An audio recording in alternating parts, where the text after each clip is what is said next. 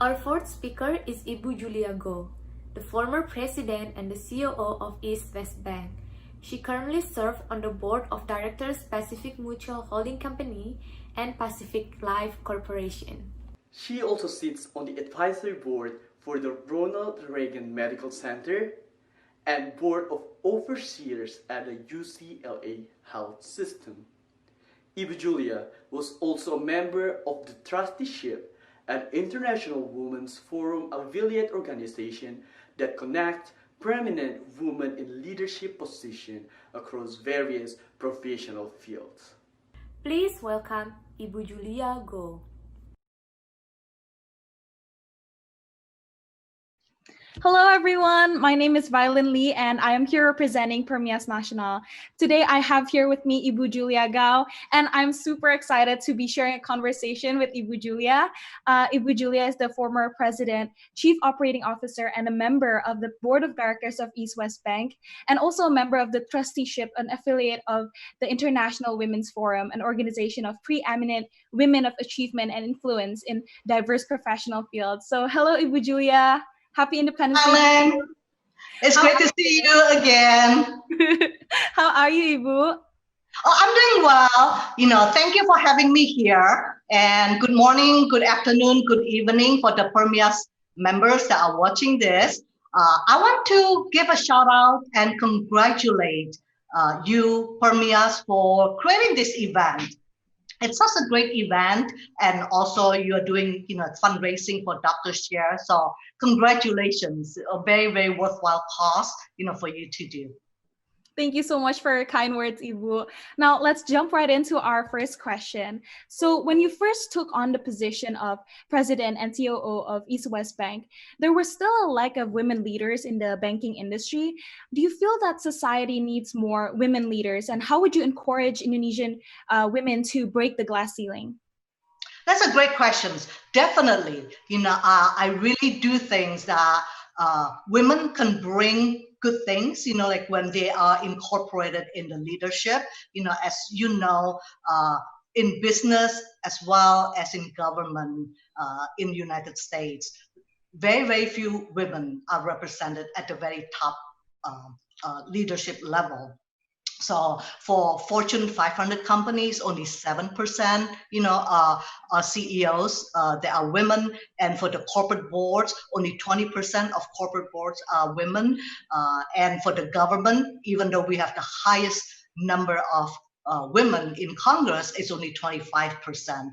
If you think of it, to me, ideally, we'll have 50-50%, gender equality, because countries, that are led by women, such as New Zealand, Germany, and Taiwan, they do really well in handling the pandemic. So it really shows that having more women in leadership, it will be good for everybody, for the society, for the communities. So, and I really definitely would encourage Indonesian women, to break the glass ceiling and to reach, to the top level of leadership, whether you are in business, in nonprofit or government, dream big, go for it. But I do believe that, the key to that is that women need to want it too, so you have to lean in, you have to want it.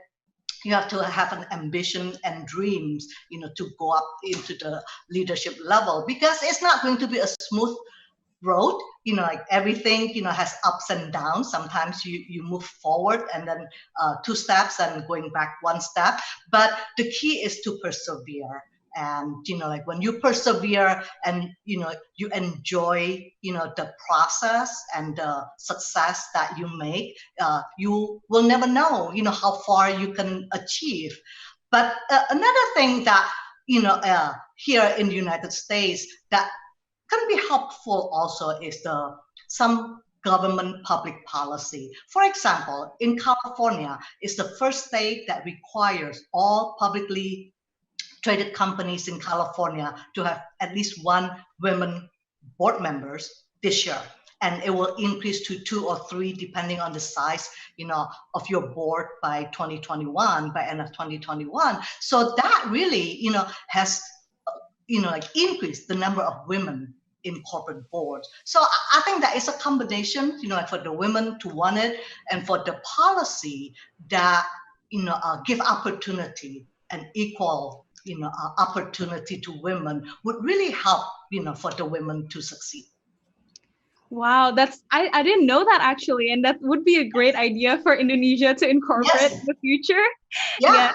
California is the first state, and then many other states are thinking about it, because we really do prove that it does help to give women representation at corporate boards. Because like in the past, many of the companies do not have any like women on their board, and a lot of times companies would say, oh, they're not many women that are qualified. Actually, there are. If you really are forced, to add more women on corporate boards, you will find qualified women on the board. Yes, I couldn't agree more. And so moving to questioning about your work experience, when you first joined East West Bank, the company was still in its growing stages. And now the company is so massive and grew from 400 million in assets when you joined to 45.9 billion in assets today. And this is such a big number. As you held a very prominent and crucial role in the company, you must have contributed immensely to the massive growth. And I'm generally interested to know, what was your ultimate goal at the time, and how did you really achieve it? Yeah, having been at the bank for a long time, and if I think about it, for any business, and also especially as a public company like East West Bank, we have the ultimate goals to provide values and returns to the key stakeholders. And when I think about who our key stakeholders are, I would say 4 key stakeholders: the investors, the employees, the customers, and the community. And you need to balance the needs of each of your stakeholders. And as a bank, we are in the business of taking risks, providing financial services. There are also a win-win to everybody, because we provide businesses with loans, and individuals also. So I think if any business continue to have mission, vision to create values to their key stakeholders, I think that most businesses can grow and can prosper. East West Bank was founded in 1973 as a bank that catered to the Asian immigrants, to give them mortgage loans, because back then it was very difficult for immigrants to get mortgage loans from banks. And since then, obviously, with $45 billion in assets, we are a super regional that do provide loans and businesses to the broader community, and not just Asian immigrants.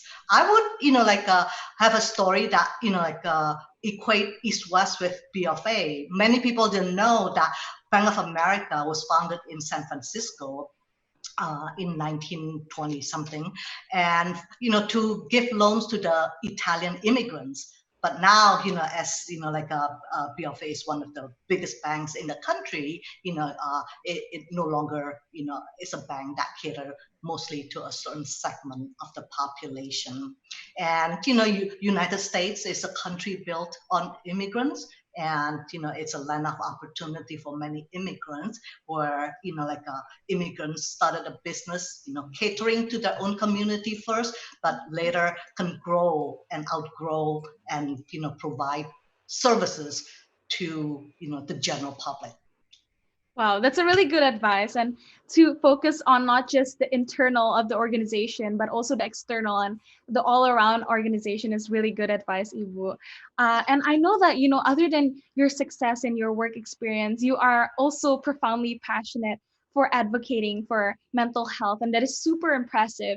I know that you are the founding chair of the Executive Women's Advisory Board for UCLA's Women Health Center, and also helped start the mood disorder for UCLA's research. And would you share a little bit with us about how your interest in this area fostered, and how did you finally decide that you wanted to take actions upon them? Yeah, I started, with the women's health about 20 years ago, and I was invited to a breakfast meeting where the director of the UCLA Women's Health Center was telling us that I didn't know at the time that women's health is a stepchild in medicine. All the medical research and treatment are catered to men because it is too expensive to do research on both men and women. So what happened is that many years ago, the medical professionals didn't even know that the symptoms of heart attack for women are different than men. So when they did a mock study for the ER doctors, many of them misdiagnosed women's heart attack with other diseases, such as depression or, fatigue or, other problems. So many of them died unnecessarily because they were not properly treated, as having heart attack. So because of that, I decided, to get, with my executive women friends, and we said that why don't we create this board, and we raise money to do women's health research, and by doing that we give funding, especially seed funding, seed capital for the Women's Health Center, so that they can leverage the study that they do to get a much greater funding from NIH, because most of the big grants are coming from NIH or other nonprofit grants. So I'm really happy to know that in the last 20 years we raised $2 million for women's health research, that the center has leveraged it to get $27 million funding from NIH and grant funding. So we, the doctors call us the bankers, the venture capitalists, and we're really happy that we can make that kind of contributions, to help the Women's Health Center. In addition, my interest in the mental health and the mood disorders, so I endowed a chair for the mood disorder research for women, for the same reason, because most of the research are done on men. So sometimes some of the treatments and the drugs don't really fit very well for women. So, I am very passionate about women's empowerment, whether it's in health or in business or in leadership. So that's the reason why, most of my, involvement, contributions, trying to help, women's, to get more parity compared to men. Thank you so much, Ibu, for advocating for women's rights and all that, and also congratulations to your success in the movement. Yes, and I have a follow-up question. How important do you think that it is? How important do you think is it for leaders to give back to society? That is a great question, and I really think that it is so important. After living here for a long time, I realized that philanthropy is one of the best American culture. And having been involved in many philanthropic activities, I really do believe that when you achieve success, you need to give back to the community, because it is very rewarding to be able to make the community better, to help a lot of people that are less fortunate, than we are. And, you can give back in many different ways, because, you can give your time, you can give your money, financial resources, or you can, give your skills, such as, if you are in healthcare, especially, during the pandemic, there's a lot of volunteer jobs, things that you can make contributions to help the community. So I do believe that, it is so important for people to give back, because if everybody, giving back a little bit, whatever that they can, I think that the whole society, community will get better. I agree. And I think just the smallest acts can really accumulate to a lot of things. And yes, I also agree that being beyond yourself is something that's super important, no matter, where you are in life and how far you've gone in life. And I would like to ask you more about your study in the US. I think a lot of our viewers here are students in the US. So as someone who moved from Indonesia to study in the US, I think a lot of our viewers might want to know what advice you might have for young adults and Indonesian students currently studying here. First, I want to congratulate you, the PERMIAS students, for having the opportunities to go to college here, whether it's undergraduate or graduate studies. Because when I was young, that was always my dream, is that I wanted to go to universities in the United States. So and I think that my advice to the young people, you are the future generations, and that will make the major contributions to the societies. And I would advise, like, first and foremost, make sure that you take care of yourself, your health, both physical and mental health. I especially right now during the pandemic, be like stay healthy, stay safe.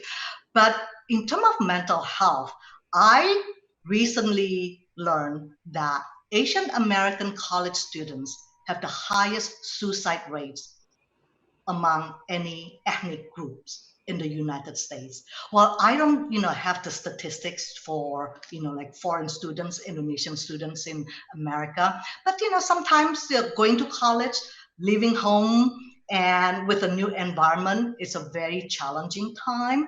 And also, in the Asian culture, there's still a stigma on mental health. So as a result, sometimes, people are experiencing depression, anxiety, but they are not seeking professional help.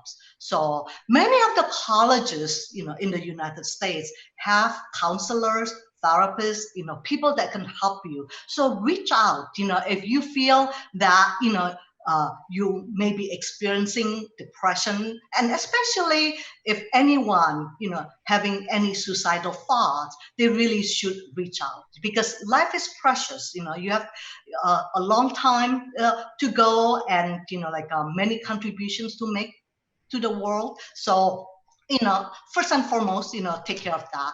And my second advice is that, while you're here, try to volunteer in nonprofit, organization outside your schoolmates, and the other Indonesian students. Because yes, it's very good for you to spend time with the fellow Indonesian students. However, take the opportunity to broaden your cultural understanding, and also to broaden your network and connection while you are here. Because some of you, may go back. I did not do it when I was, a student here, because I don't know. But later in life, as I, go on with my career here, I started to get involved, outside my business activities, and you'll find that understanding, different people, different culture will make you a better person, and will make you be able to adapt to the different culture. As we are now a global world, that everybody is globally connected, especially through social media. It will be helpful, in the future, in whatever career, whatever, activities you want to do. The more you understand the different culture and where other people's, thinking and understanding coming from, the greater understanding that we all have in the world. Because sometimes this divisiveness and all these wars and hatred, and intolerance, in the world, if all the young people getting to know other cultures, and appreciate, and understand that everybody has a different culture, but we are all in it together. So I would say that, take the opportunity to do that. Because here, there are so many nonprofit organizations, in any fields that, fit into your passion and interest. Yes, I couldn't agree more. Yeah, I think it's really important to always remember that, just going out of your comfort zone and trying to understand more people and different types of people will help you also, live life and meet different people, know how to cater the way that you interact with people, whether or not it's in your workplace, your different types of society. I think it really helps a lot of people, and that's really good advice. Thank you, Ibu. So now we're going to our engagement time, in which we'll choose a question from one of our viewers. So I think a lot of our viewers know that your experiences vary, ranging from your success in the banking industry and also in the US business industry to your success in contributing to society and nonprofit organizations, and many, many more. One of our viewers is interested to know what really defines success for you, Ibu.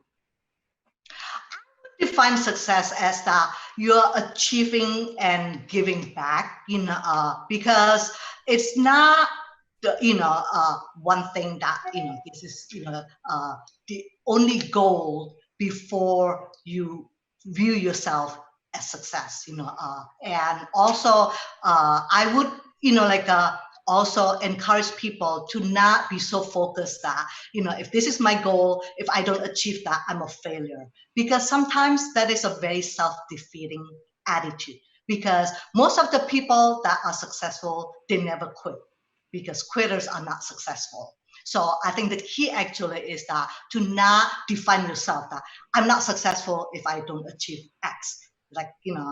I'm not successful if I'm not a president of the United States. But that's not, your entire life and how you define. If I don't get it, I'm a failure. So I would, have, everyone, to have, a goal that you want to accomplish. But if you don't achieve that, then you can reflect on what can you do differently so that you will have a different outcome. Yeah, I think it's all about the process. It's really not about the result, but really what you go through as you're trying to get to where you are. And I think along the way, a lot of people learn from trying to reach their goals. And so to end our interview session, I have two last questions for you, Ibu. The first being, what does Indonesia mean to you? Well, I grew up in Indonesia. Even though I have lived here for a long time, I love Indonesia, and I would like to make contributions, to my home country. So right now, I focus on two things. I like to give, and I give full scholarships for young women in Indonesia, in Surabaya, my hometown. And I wanted to give full scholarships to bright young women, ambitious, wanting to do more, but may not have the financial resources to get their education. And I still believe that one of the easier route to be successful in your career is to get your college degree, because that's still an easier step than not having a college degree. And I'm glad to be able to give a scholarship that includes exchange program for these girls to go to Australia, South Korea for their summer program. So that would be my biggest interest is to in education. If I can help providing scholarship for young women, that would be my interest. And then the second is to promote, Indonesian culture in United States, especially in LA where I lived. I think that the more people understand the Indonesian culture, the more that they will love Indonesia. So. Yes, I think Indonesia is very lovable. We have a wonderful culture. And so before we end our session today, is there any last message you would like to share with our fellow Indonesians? Yeah, I want to leave you with this poem that every time I read it, I find it very, very inspirational. So this is the poem. It is not how much you accomplish in life that really counts, but how much you give to others. It is not how high you build your dreams that makes a difference, but how high your faith can climb. It is not how many goals you reach, but how many lives you touch. It is not who you know that matters, but who you are inside. Believe in the impossible. Hold tight to the incredible and live each day to its fullest potential. You can make a difference in your world. So. Wow. Applause to that. That is a really wonderful poem, Ibu. Thank you for sharing it with all of us. I think that, a lot of our viewers can take a lot from that poem. It's really strong and it's really humbling. And I think that many of us who are currently studying in the US are probably going to go through a lot of things in the next decade, from success to life turbulences. And this poem really helps us get through our journeys. And overall, this poem will be a great remembrance of what life is really about and what really matters in life. And thank you so much, Ibu, for being here with us. I had a wonderful time with you today. Thank you, Violin, and have a safe flight to Indonesia. Thank you, Ibu. And once again, Selamat Hari Merdeka, Ibu. Selamat Hari Merdeka. All Bye-bye. right. Bye-bye.